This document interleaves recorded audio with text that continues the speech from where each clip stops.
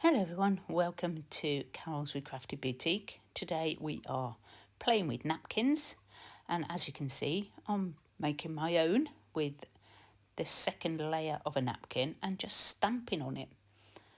Easy to do. If you haven't got any pretty napkins, make your own. So what we're going to do is first of all going to cover the book pages with glue and decoupaged napkins on.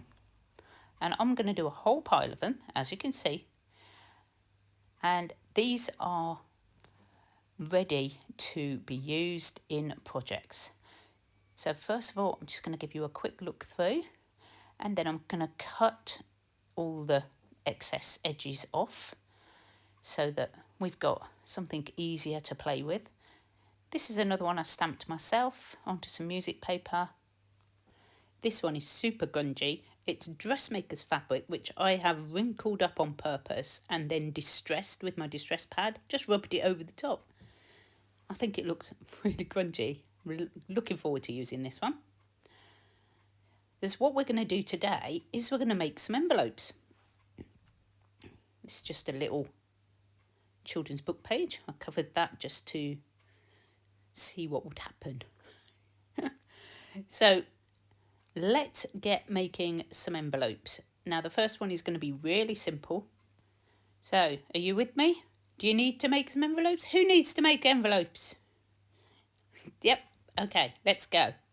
Right, first of all, I'm going to cut this one in half because it's going to be too big to fit in my journal. So just cutting it down. And all you do to make this envelope, which you can use in numerous ways in your journal. Now you could attach it to a page and it will be a little flip like that, which is one way. You can just use it as a pocket or as a double pocket. You could put it on either way. You could have it coming sideways. So this one is so easy that I almost didn't do it, but I thought there might be somebody new watching who hasn't made envelopes at all. So we're going to start off with this one and then we're going to make slightly more difficult ones. So 2 folds, whatever size you want to make it. There's no rules, there's no measuring. You don't need to do this step. I'm just going to round off my corners and then round these. Now I cut the others, whichever way you want to do it. And I'm just going to get my little hole punch and make a little thumb hole so you can get your bits and pieces in and out. Just like that. Not completely necessary. And because this one is a really grungy one, I'm just going to go round the edges with a bit more distress ink. I don't always use it. I don't think it needs to go on everything. But I just think if you're doing a grungy book, then it probably does. It needs to go in this one. So there we go. It's got a lovely texture. Really super cute. So just glue this little bit here and this little flap here and fold it up. There we go. Number 1 envelope. Now you can embellish this in all sorts of ways. More layering, just adding fabric to it. I'm sure that you'll probably come up with more ideas than what I've got. I would probably put a little closure on the front, a little circle, so I could tuck the envelope top in. And there you go. One little envelope. So I love these ones. They're really versatile. So number 1.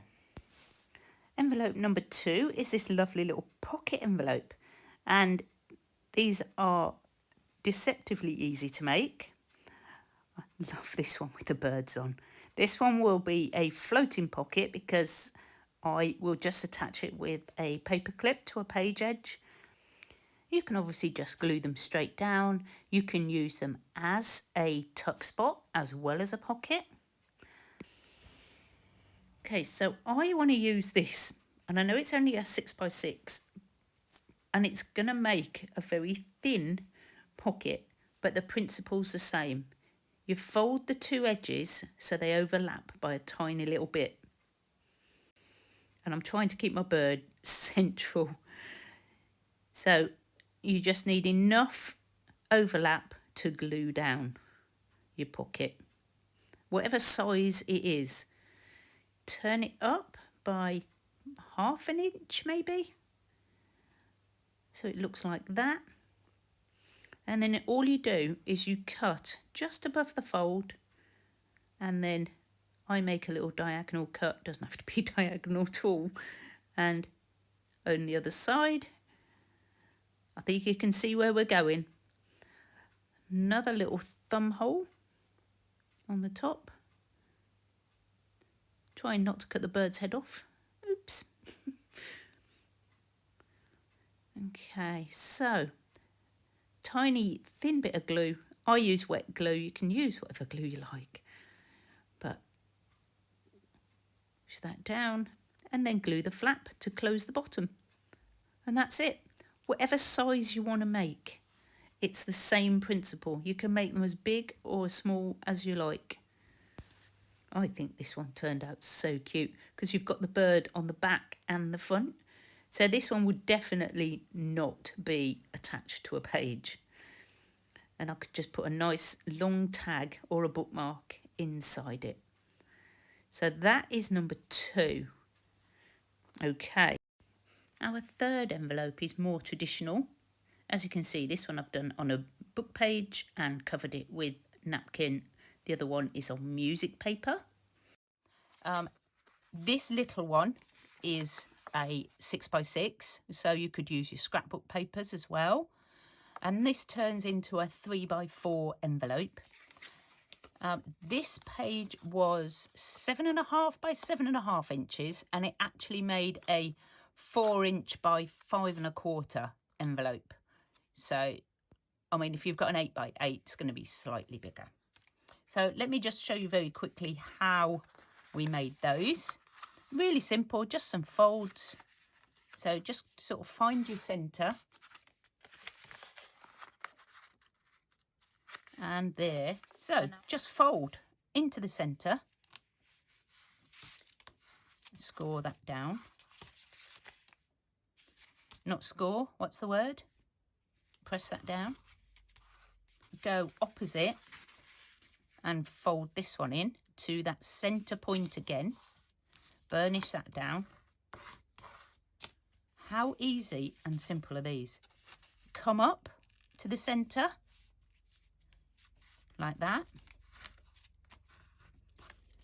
and there you, that is almost your envelope. And to make it real easy is you just take this one and you fold it up to the middle of your flap there. Make sure it lines up along the bottom and burnish that down, and that's your envelope. So you just need a little bit more gluing on here and here. Not too much.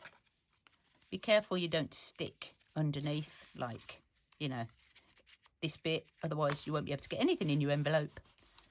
And what I've done with mine is I've just very quickly cut just the tip of this off. You don't have to. You can leave it. You can fold it. I haven't even cut that straight.